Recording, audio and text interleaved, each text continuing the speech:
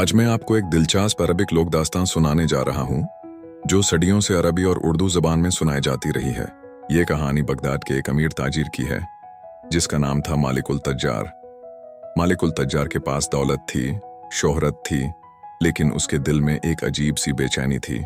हर रात वो एक ही ख्वाब देखता, एक मिस्टीरियस संदूक जिसमें उसकी किस्मत का राज छुपा हुआ था। एक दिन एक बुजुर्ग दरवेश उसके महल में आया। दरवेश ने मलिक से कहा, बेटा, तुम्हारी किस्मत का संदूक रेगिस्तान के बीच में 7 खजूर के दरख्तों के नीचे दफन है, लेकिन याद रखना, कभी लालच मत करना।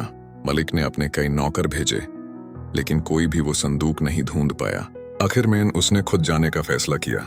7 दिन और 7 रात की मुश्किल सफर के बाद वो उस जगह पहुंचा जहां 7 खजूर के दरख्त थे।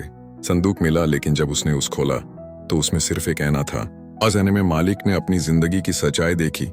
उसके पास पहले से ही वो सब कुछ था जो उसे खुश कर सकता था, लेकिन लालच ने उसे अंधा कर रखा था।